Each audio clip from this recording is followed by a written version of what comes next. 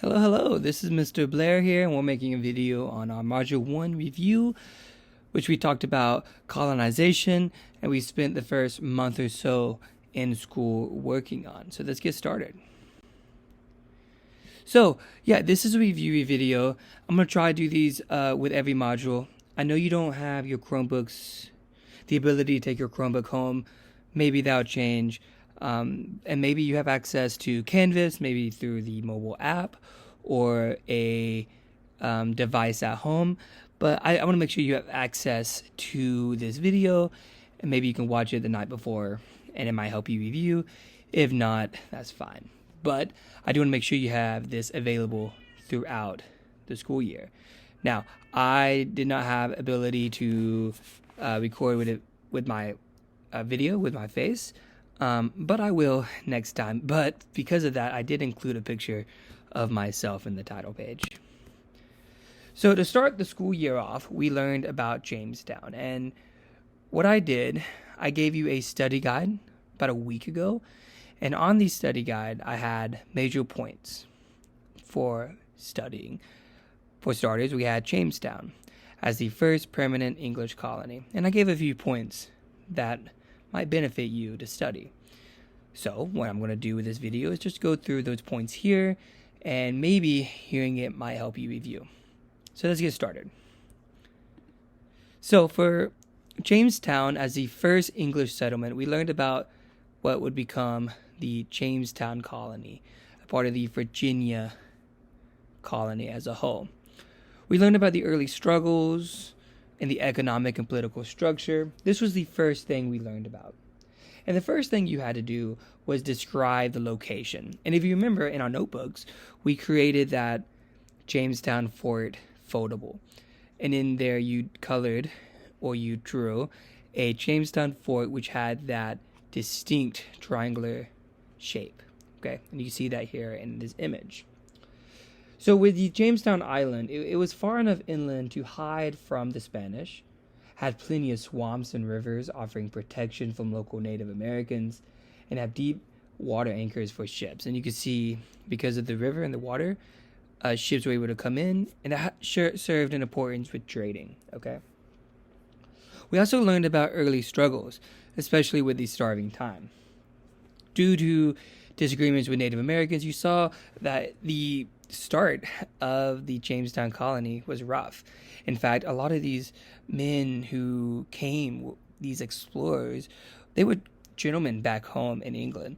They had desk jobs, and now they're tasked with surviving in this new land. Okay, and so the early struggles we looked at, for starters, the colonists lacked skilled laborers.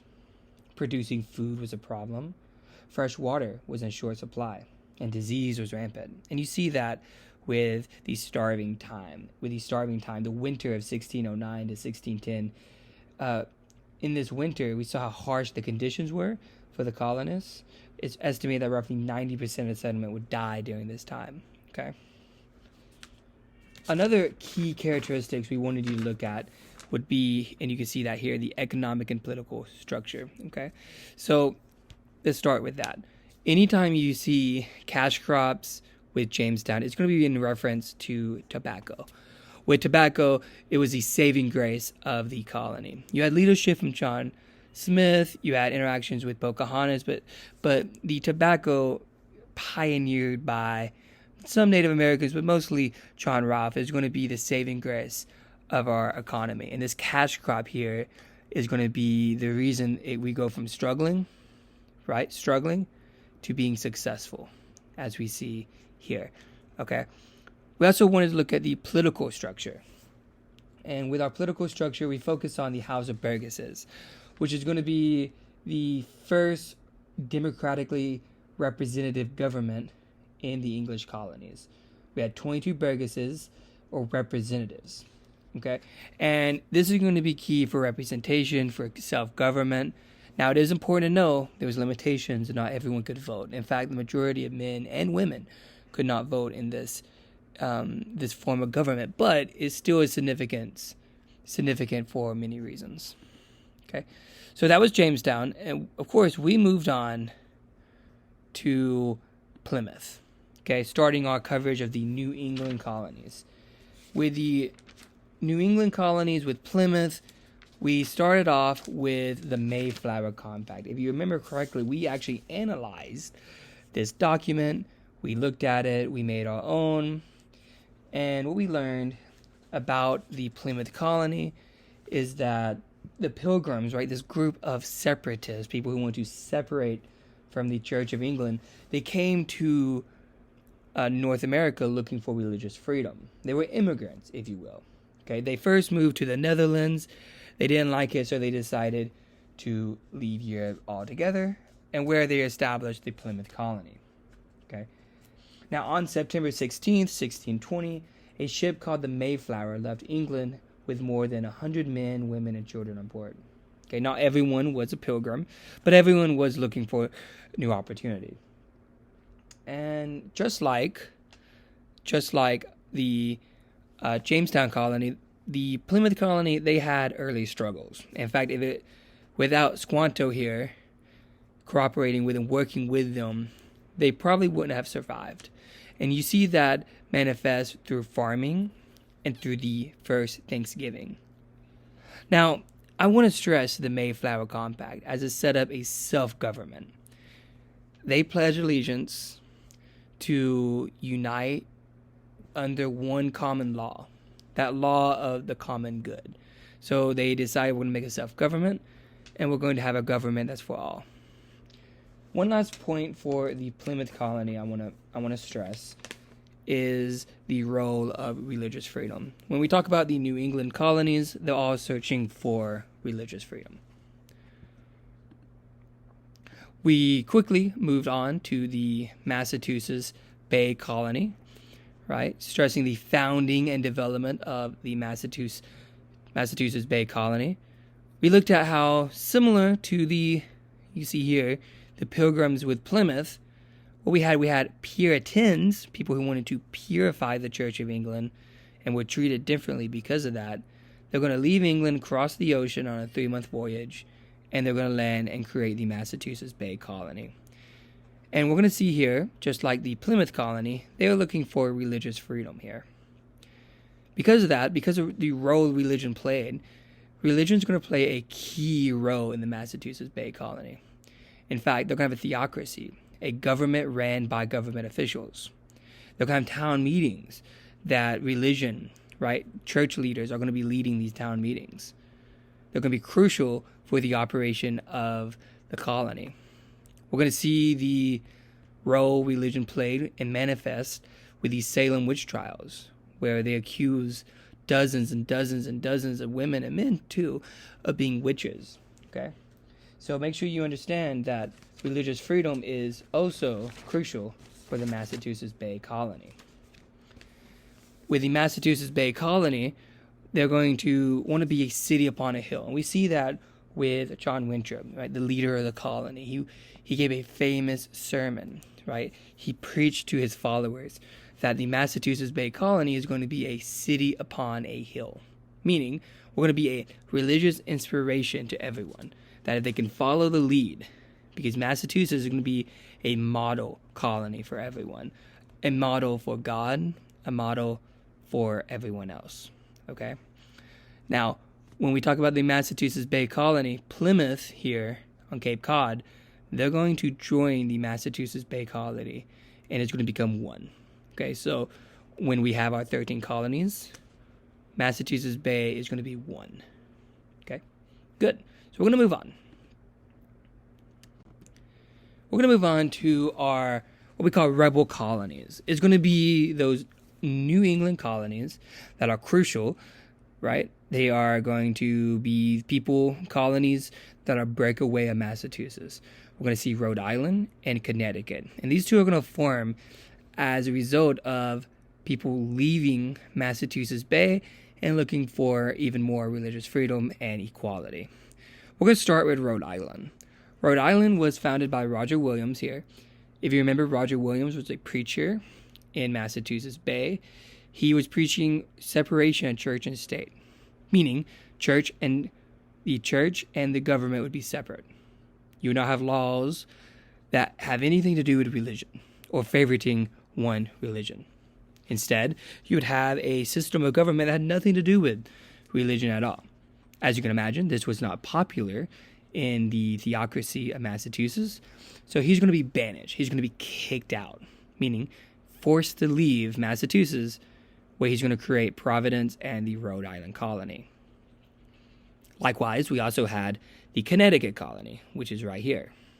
With the Connecticut colony, we had something similar. We had Thomas Hooker here, who was a preacher in Massachusetts. He had a comfortable life.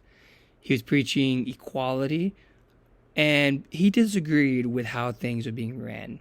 So he willingly, by his own accord, his own account, he left, and he created the Connecticut colony.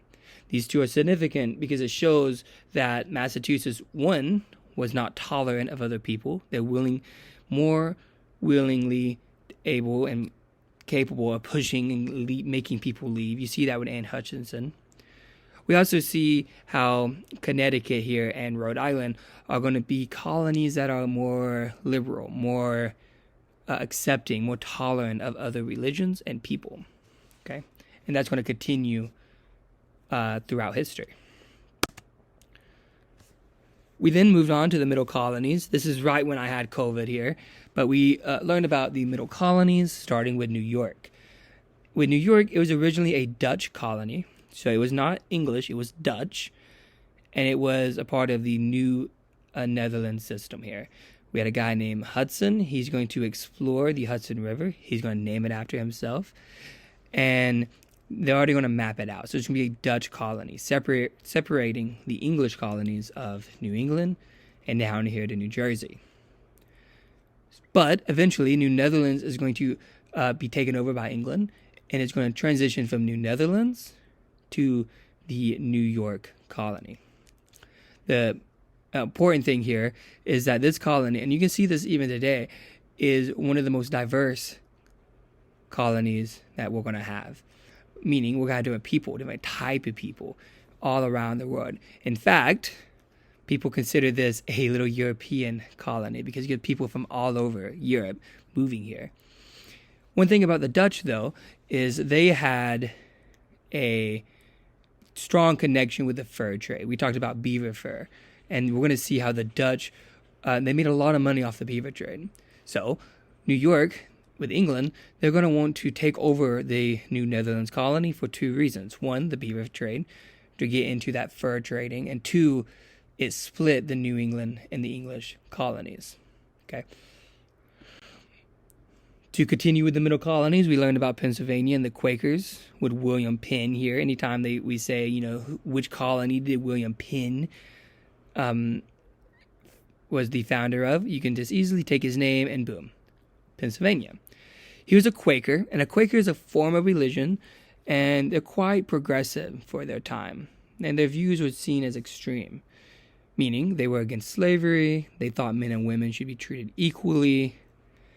They were pacifists, meaning they were against violence, okay? And they were treated differently because of their views. And William Penn is going to create a safe haven for the Quakers, and it's going to be down here in Pennsylvania. Pennsylvania is going to be a large state. It's going to have some large cities, such as Philadelphia, which is going to be key going forward, and one of the biggest cities the 13 colonies would have. One way you can remember about William Penn and the Quakers is Quaker Oats. If you remember, I brought the Quaker Oats, the oatmeal, to class for showcasing. You see that here. Okay, William Penn is that character there. We also have the relationship with natives, where they had a strong relationship with natives. They worked together. Because of the Quaker tolerance and beliefs, they treated Native Americans with respect, meaning they wouldn't steal land from them. Instead, they would buy it at a fair price. If you remember, we looked at that painting with the Native Americans with that Quaker trade. You know, the baby in the middle of it. Good. We also had Quaker tolerance. Because of their strong beliefs and views, Quakers were tolerant, meaning they were accepting of other people. And that's one characteristic of the Pennsylvania colony.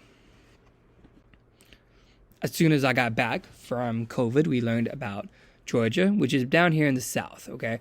We didn't talk about North and South Carolina as much, but there are also southern colonies down here. Instead, we focused on Georgia, sweet Georgia.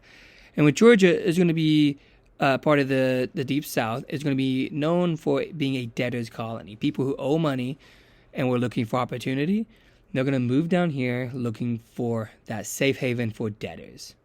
Now, the king, though, he wanted it for a different reason. He wanted to be a buffer colony, meaning it would be a colony in between, sandwiched in between West Florida and the Spanish colony of St. Augustine and Florida down here, and the English colonies up here. If you remember, the two were at war. The Spanish Florida were at war with the Carolinas, the English Carolinas. The king here, King Charles, he did not like that at all. And then James Oglethorpe, the founder of Georgia, he's going to see this opportunity, use this land and dedicate it as a debtor's colony and a buffer's colony. Slavery was outlawed at first, but that did not last long. And they're going to profit off of cash crops, especially sugar here on the coastline, especially under the Savannah River. One thing about Georgia that is significant is the slave population. Because of the Deep South, the rich soil, they're going to benefit greatly from that and have many cash crops. And slavery is going to be the backbone of this colony here, especially the southern colonies as a whole.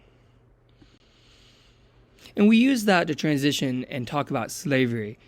And we talked about slavery quite a bit, actually. We talked about the origins of slavery, day one, where we looked at the Middle Passage, this passage between this ocean passage from Africa to the Americas. We talked about slave ships and the brutal conditions of the slave ships, how year after year slave ships brought tens of thousands of captured African men, women, and children across the Atlantic Ocean on that Middle Passage, okay? That describes the triangular trade to the Middle Passage. And we saw slave traders use cruel and inhumane methods to capture and transport millions of African Americans or Africans across the Atlantic Ocean. In fact, we learned how about 1.5 million Africans is estimated died on this journey from going from the west coast of Africa to the Americas. It's important to note that not every African would go to the 13 colonies. In fact, a vast majority of them will go down to the Caribbean, to Central America, and South America, especially in where current-day Brazil is. Okay. We learned about slave resistance and the conditions of slavery in our slavery stations activity. With slavery, it's going to be something we learned about all year. And I appreciate how mature as a class we were with the topic of slavery. But we're going to have to continue that because slavery is not going away. It's only going to grow as an institution, and we're going to learn about that going forward.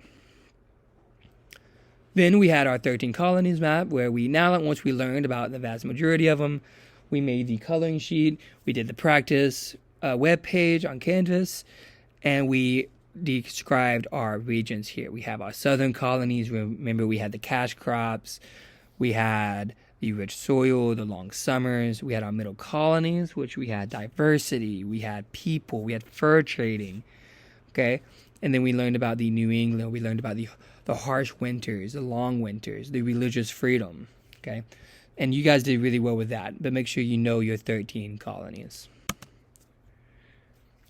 We spent a day learning about the different regions or different colonies in terms of Spanish, French, and British colonies.